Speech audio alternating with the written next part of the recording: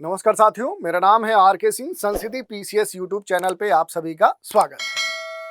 आज हम बात करने वाले हैं बिहार के कुछ गांवों की समस्याओं के बारे में, क्योंकि बिहार के बहुत सारे ऐसे गांव हैं, उन गांवों में देखेंगे तो सिर्फ महिलाएं ही दिखती हैं, वहां पुरुष पूरी तरह से नदारद हैं। और ये जो समस्या है बिहार के कई सारे जिलों में, कई सारे गाँवों के सामने ये देखने को मिलती है। तो इसी मुद्दे की चर्चा करने वाले हैं। इससे जुड़े हुए बहुत सारे बिंदु हैं कि आखिर ऐसी स्थिति क्यों बिहार में देखने को मिल रही है, इसके पीछे कारण क्या है, और सबसे खास बात है कि इस तरह की स्थिति का जो प्रभाव है वो महिलाओं के जीवन के ऊपर क्या पड़ता है, जो सबसे गंभीर विषय है। इसके अलावा बहुत सारी बातें हैं जिन पर आज हम चर्चा करने वाले हैं। तो चलिए देखते हैं कि आखिर ये पूरा मामला है क्या। तो देखिए, बिहार के बहुत सारे ऐसे क्षेत्र हैं, बहुत सारे ऐसे डिस्ट्रिक्ट हैं, बहुत सारे ऐसे जिले हैं, वहां पर आप देखेंगे तो उन गांवों में केवल आपको महिलाएं ही देखने को मिलेंगी। जैसे उदाहरण के तौर पे देखें, एक डिस्ट्रिक्ट हम ले सकते हैं जहानाबाद जो डिस्ट्रिक्ट है, वहां पर नसरत एक गांव है। उस गांव में आप जाएंगे तो आपको सिर्फ महिलाएं ही देखने को मिलेंगी। और इसी जो जहानाबाद का ये जो क्षेत्र है, इस पर एक खास स्टडी की गई है। उसी स्टडी पर आज का पूरा जो हमारा ये चर्चा होगा वो बेस्ट होगा। इस गांव में आप जाएंगे, जो नसरत गांव है, वहां पर सिर्फ महिलाएं आपको देखने को मिलेंगी, वहां पर पुरुष दिखेंगे ही नहीं। और ये ऐसा क्यों हुआ है? तो ऐसा इसीलिए हुआ है कि उस गांव या ऐसे बहुत सारे वहां पर गांव हैं बिहार में जहां पर जो पुरुष वर्ग है, जो पुरुष है, उसे एक तरह से देखें तो कमाने के लिए, रोजगार के लिए क्या करना पड़ा है, घर अपने छोड़ना पड़ा है। और बिहार में रोजगार की जो तलाश है वो एक गंभीर समस्या है, पहले भी थी और अभी तक ये एक तरह से बिहार के लिए कोढ़ बनी हुई है। और इसी कारण से देखें तो बिहार के कई सारे जो डिस्ट्रिक्ट्स हैं, जो जिले हैं, जो गांव हैं, वहां से बड़ी संख्या में जो पुरुष हैं वो अपने जो पुश्तैनी घर हैं, जो उनका स्थानीय निवास है, उसको छोड़कर देश के अन्य हिस्सों में काम रोजगार के लिए, व्यवसाय के लिए जाते हैं। खासतौर पे आप देखेंगे बिहार से जो एक तरह से जो पलायन होता है वो देश की जो राजधानी दिल्ली है वहां पर सामान्य तौर पे देखने को मिलता है। जो देश की आर्थिक राजधानी मुंबई है, वहां पर बड़ी संख्या में बिहारी जो लोग हैं वो जाते हैं। इसके अलावा आप देखेंगे दिल्ली के आसपास के जो डिस्ट्रिक्ट हैं, खासतौर पे अगर हरियाणा, पंजाब की बात करेंगे, जो राज्य हैं, वहाँ पर पलायन बड़ी संख्या में होता है। इसके अलावा अब जो नया पैटर्न देखने को मिल रहा है कि बिहार से जो मजदूर हैं या इस तरह के जो मजबूरी में अपना घर छोड़ने के लिए मजबूर होते हैं, वो अब साउथ के राज्यों में भी बड़ी संख्या में पलायन कर रहे हैं।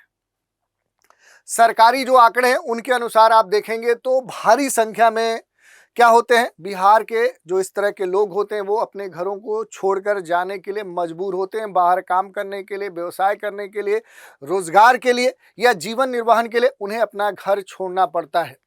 जहां पुरुषों के लिए ये एक जो पलायन है ये एक आर्थिक अवसर प्रदान करता है, लेकिन महिलाओं पर इसका एक बड़ा जो इम्पैक्ट है वो देखने को मिलता है। और ये जो असर है महिलाओं के ऊपर, ये बड़ा ही गंभीर है। और ऐसे बहुत सारे जो गांव हैं जो बिहार में, वहां पर ये स्थिति देखने को मिलती है कि वर्ष में कुछ ही समय उन गांव में जो पुरुष हैं वो वापस अपने घर, जैसे किसी फेस्टिवल में, जो इसे आमतौर पे देखेंगे बिहार में जो छठ है उसे महापर्व कहा जाता है, और उस दौरान वो फिर अपने घर वापस आते हैं और फिर वो साल भर गायब रहते हैं। या किसी विशेष अवसर पे देखेंगे, शादी ब्याह या इस तरह का जो भी ओकेजन होता है, उन्हीं अवसरों पर ये जो पुरुष है ये वापस लौटते हैं।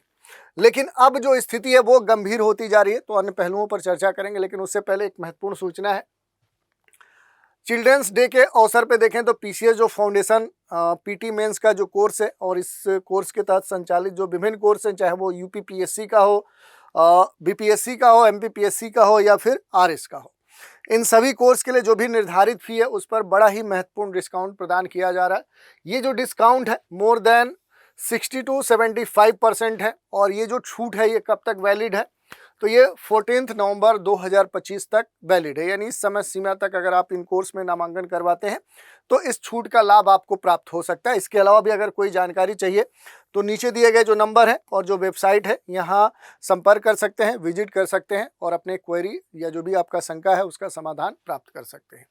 अब कुछ महत्वपूर्ण आंकड़ों की हम बात करेंगे, क्योंकि ये जो हमने बात की ये किसके संदर्भ में की, तो ये जहानाबाद जो बिहार का एक डिस्ट्रिक्ट है, यहाँ पर आम तौर पे ये समस्या देखने को मिली है कि यहाँ के कुछ ऐसे जो गांव हैं उन गांवों में आप देखेंगे तो जो पुरुष हैं उनकी जो संख्या है वो 9 के बराबर है, सिर्फ वहाँ महिलाएं ही हैं।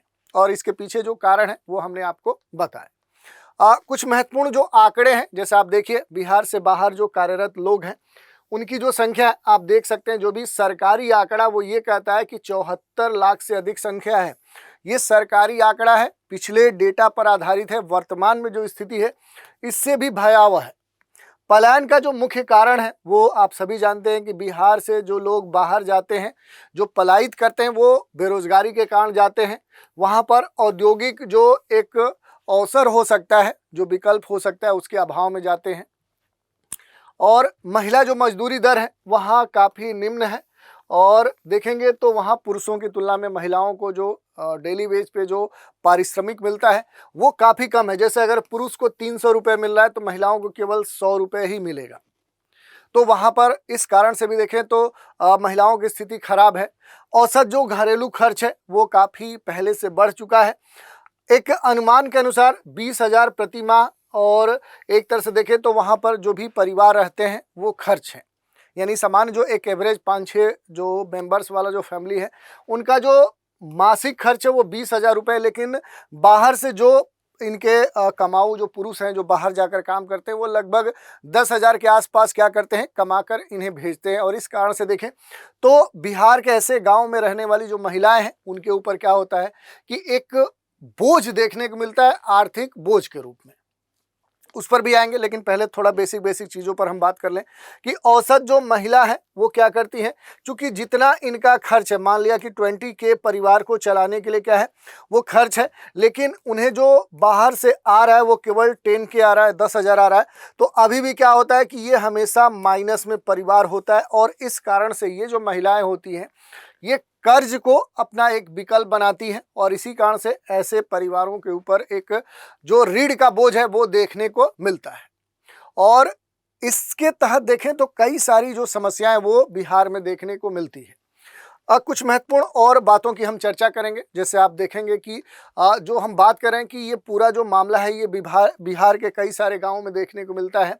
भारत के प्रमुख राज्यों में एक बिहार महत्वपूर्ण राज्य माना जाता है, और यहाँ पर देखेंगे तो सबसे जो गंभीर समस्या अब देखने को मिल रही है वो माइग्रेशन की देखने को मिल रही है, वो पलायन की जो समस्या है वो देखने को मिल रही है। और ये जो समस्या है ये पूरी तरह से क्या है, ये एम्प्लॉयमेंट पर कहीं ना कहीं बेस्ड है, यानी कि रोजगार आधारित जो पलायन है वो बिहार के लिए देखें तो एक दीर्घकालिक समस्या बन चुका है। और ये जो समस्या है ये सामाजिक आर्थिक जो समस्याएं हैं उनको भी क्या कर रहा है, अब धीरे धीरे उत्पन्न कर रहा है। तो सामाजिक आर्थिक जो समस्याएं हैं, ये जो प्रॉब्लम्स हैं, ये अब बिहार के लगभग सभी अधिकांश जो बड़े डिस्ट्रिक्ट हैं वहाँ पर देखने को मिल रहा है। जो डेवलप नहीं है, जहाँ पर रोजगार के अवसर नहीं है, वहाँ पर औद्योगिकीकरण या इस तरह के औद्योगिक व्यवसाय जैसे कोई चीज़ उपलब्ध नहीं है। और इस कारण से लाखों जो पुरुष हैं हर वर्ष क्या होता है कि बिहार के विभिन्न क्षेत्रों से, देश की राजधानी दिल्ली, आर्थिक राजधानी मुंबई, हरियाणा, पंजाब, गुजरात, दक्षिण भारत के जो राज्य है वहाँ पर श्रमिक यानी कि लेबर जो वर्ग है उस तौर पे वो काम करने के लिए जाते हैं, या निम्न जो कुशल कर्मी है उसके रूप में काम करने के लिए बिहार से बाहर जाते हैं। और जैसा कि हमने बताया कि सरकारी जो आंकड़े हैं वो तो ये कहते हैं कि 74 लाख से अधिक इनकी संख्या हो चुकी है। और इस तरह की जो संख्या हो चुकी है इसका सबसे अधिक जो प्रभाव देखने को मिलता है वो उनके परिवार की महिलाओं को भुगतना पड़ता है। क्योंकि जो गांव में रहने वाली जो महिलाएं होती हैं वो उनका जो जीवन यापन है, परिवार का जो पालन पोषण है वो क्या होता है कि इनके जो हस्बैंड हैं और हस्बैंड के द्वारा जो भी अर्जित जो आय होती है उस आय में से जो इनको भेजा जाता है उन्हीं पर इनका जो जीवन यापन है वो निर्भर करता है।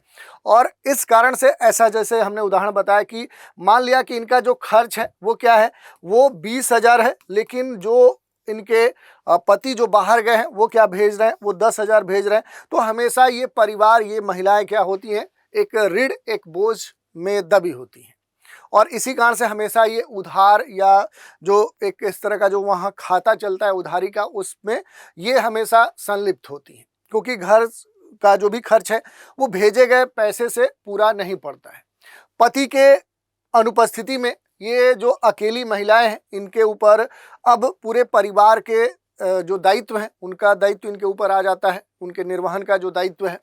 और इस कारण से इन महिलाओं के ऊपर काम का बोझ बढ़ जाता है। सामान्य तौर पे बच्चों की जो पढ़ाई है, उनका हेल्थ का जो खर्चा है, सास ससुर की जो देखभाल है, या पूरा जो घर संभालने की जो जिम्मेदारी होती है, वो अकेली इन महिलाओं के ही ऊपर होती है। और ये बिहार के लगभग सभी क्षेत्र, सभी जिले, लगभग सभी गांव में आपको देखने को मिल सकती है। और स्थिति तब खतरनाक होती है जब कोई महिला अकेली होती है, तो चाहे वो खेतों में काम करने के लिए जाए, किसी परियोजना के तहत जैसे नरेगा है, या इस तरह की बहुत सारी जो बातें हैं, वहाँ पर जब काम करने के लिए ऐसी महिलाएं जो परिवार में अकेली हैं वो वहाँ जाती हैं, तो उनका गलत तरीके से फ़ायदा उठाया जाता है। आप समझ सकते हैं कि हम कहना क्या चाह रहे हैं। सबसे गंभीर बात क्या है कि जो महिलाएं हैं, ये अपने हक की जो बात है, अपना जो अधिकार है, अपने हक की जो बात है, वो सही तरीके से रख नहीं पाती हैं। चाहे उनके संदर्भ में कोई एक तरह से देखें, उनके फ़ायदा उठाने की बात हो, उनकी जो सही मजदूरी है उसके अधिकार के मांग की बात हो, और उन्हें यही डर रहता है कि कुछ अगर वो बोलती हैं, विरोध करती हैं, सामने उस मामले को लाती हैं, तो क्या होगा कि इनके जो काम इनको मिला हुआ है उनसे उनको बहिष्कृत कर दिया जाएगा, वो काम उनसे छीन लिया जाएगा। गांव में जो भी खेती है, खेती के काम के अलावा जो महिलाएं हैं उनके पास कमाई का सामान्य तौर पे जो दूसरा विकल्प होता है वो देखने को नहीं मिलता है। और इसी कारण से देखें तो सामान्य तौर पे अलग अलग सेक्टर्स में, खेती हो, मजदूरी हो, या इस तरह के जो छोटे काम है, वहाँ पर महिलाओं का जो शोषण है अब आम होते जा रहा है, जो एक गंभीर समस्या है। अब अगर हम बात कर ले बेसिक तौर पे, थोड़ा सा एनालिटिकल स्तर पे, कि आखिर जो एक माइग्रेशन बिहार से हो रहा है, बड़ी संख्या में हो रहा है, जो एक दीर्घकालिक समस्या बन चुका है, तो इसके पीछे महत्वपूर्ण जो कारण है वो क्या है। तो देखिए, कई सारे कारण हैं, जिनमें सबसे जो महत्वपूर्ण कारण है वो रोजगार के जो अवसर हैं उनकी जो कमी है। क्योंकि बिहार के ग्रामीण क्षेत्रों में देखेंगे तो यहाँ पर रूरल या अर्बन क्षेत्रों में तो कुछ क्या है कि जो उद्योग हैं वो लगे हुए हैं, वहाँ जो रहने वाले लोग हैं उन्हें तो एक व्यवसाय या एक कार्य, एक काम करने का जो जरिया है वो मिल जाता है। लेकिन ग्रामीण क्षेत्रों में देखेंगे, रूरल रीजन में देखेंगे तो ये पूरी तरह से इनका अभाव है। और नेशनल जो इंडस्ट्रियल जो सर्वे है 2024-25 का, वो तो ये कहता है कि ग्रामीण बिहार में जो कारखानों की संख्या है वो 9 के बराबर है। तो आप समझ सकते हैं कि स्थिति क्या है। तो ग्रामीण क्षेत्रों में रहने वाले जो लोग हैं उनके लिए रोजगार का कोई अवसर नहीं है। इसके अलावा देखेंगे जो कृषि सेक्टर है, जो कृषि क्षेत्र है, उसमें अस्थिरता, अनस्टेबिलिटी जो है, क्योंकि आज भी भारत के जो पिछड़े हुए, कह सकते हैं, पिछड़ा तो अब नहीं रहा, लेकिन फिर भी देखें जहाँ पर अधिकांश जो क्षेत्र हैं वो पिछड़े हुए हैं, वहाँ पर परंपरागत जो एक कार्य है वो कृषि बना हुआ है। और कृषि जो है भारत के अधिकांश क्षेत्रों में क्या है कि ये वर्षा आधारित है। और कृषि में भी देखें तो 2-3 समस्याएं देखने को मिलती हैं। एक तो वर्षा पर पूरा जो कृषि उत्पादन है वो डिपेंड करता है। दूसरा, यहाँ छोटे जोत का जो आकार है, यानी कि जोत का जो आकार है, उनका जो इस्तेमाल होना है वो एक बड़ी समस्या है। और इस कारण से क्या होता है कि जो प्रोडक्शन होता है, जो उत्पादन होता है, वो काफ़ी कम हो जाता है। तो कृषि से प्राप्त जो भी आय है उससे किसी भी परिवार का जो भरण पोषण है वो सही तरीके से नहीं हो पाता है। इसके अलावा देखिए, शिक्षा और जो स्किल्स है उसकी जो कमी है, क्योंकि हायर जो एजुकेशन है या जो स्किल्स है, तकनीकी जो प्रशिक्षण है, उनका जो अभाव खास तौर पे बिहार के अधिकांश जो ग्रामीण क्षेत्र है वहाँ पर आपको देखने को मिलेगा। चाहे वो हायर एजुकेशन की बात करें, हायर स्किल्स की बात करें, किसी ट्रेनिंग यानी प्रशिक्षित जो लोग हैं उनकी जो संख्या वो काफ़ी कम है। और इसी कारण से ये जो लोग हैं ये किसी भी कार्य को आसानी से प्राप्त नहीं कर पाते हैं, और इसी कारण से लेबर या निम्न स्तरीय जो श्रमिक वाले जो कार्य हैं उनके लिए ये दूसरे देश के क्षेत्रों में पलायन करते हैं। अगर इंफ्रास्ट्रक्चर की बात करें, निवेश की बात करें, तो इनका जो अभाव है ये बिहार के लिए एक कोड़ बन चुका है। बिजली, सड़क, परिवहन सुविधाओं की कमी आज भी बिहार के बहुत सारे क्षेत्रों में, खासतौर पे ग्रामीण क्षेत्रों में, बाढ़ प्रभावित क्षेत्रों में, जो थोड़ा सा दुर्गम क्षेत्र है वहाँ पर देखने को मिलता है। और यहाँ पर निजी जो निवेश है, जो औद्योगिक जो इकाइयाँ हैं वो लग नहीं रही, क्योंकि जो निवेशक हैं वो यहाँ पर इन्वेस्टमेंट करने से हमेशा कतराते हैं। इसके अलावा देखेंगे तो महिलाओं पर इस तरह की जो स्थितियां देखने को मिल रही है कि भारी संख्या में बिहार के विभिन्न क्षेत्रों से जो पुरुषों का पलायन हो रहा है, उसका जो प्रभाव है वो महिलाओं पर अगर हम देखें तो बिंदुवार हम देख सकते हैं कि पारिवारिक जो बोझ है वो लगातार बढ़ रहा है। और ये क्यों बढ़ रहा है? तो बच्चों की पढ़ाई हो, परिवार के अन्य मेंबर्स की देखभाल हो, उनके स्वास्थ्य देखभाल हो, खेती का कार्य हो, और इसके अलावा बहुत सारी जो जिम्मेदारियां हैं वो निभाने के कारण क्या होता है कि महिलाओं के ऊपर जो आर्थिक बोझ है वो देखने को मिलता है। और एक सामाजिक जो असुरक्षा है वो भी गंभीर विषय है, क्योंकि अकेले अगर परिवार में कोई महिला है तो उसका क्या हो सकता है, एक जो सामाजिक शोषण है वो देखने को मिल सकता है। और ये जो सामाजिक शोषण है ये और गंभीर हो जाता है जब क्या होता है कि उनका यौन शोषण होता है। और ये बड़ा असामान्य बात है ऐसे क्षेत्रों के लिए। खेती मालिकों की बात करें तो जो खेत के मालिक होते हैं या इस तरह के जहाँ भी काम करने वाले ये जो महिलाएं जहाँ पर जाती हैं वहाँ पर मजदूरी के संदर्भ में एक बड़ा जो भेदभाव है, जैसा कि हमने बताया कि पुरुष और महिला के लिए जो भी पारिश्रमिक है उसमें आप देखेंगे तो लगभग 1:3 का अनुपात है। किसी महिला को अगर 100 रुपये मिलता है तो पुरुष को उसी की मजदूरी कितनी मिलती है, वो 300 मिलती है। तो इस कारण से भी महिलाओं की जो आर्थिक स्थिति है वो काफ़ी खराब है। भावनात्मक और मानसिक जो स्थिति है उसकी अगर बात करें तो ये महिलाएं तनाव से गुजरती हैं, क्योंकि पति एक तो इनके अनुपस्थित हैं, घर पे नहीं है।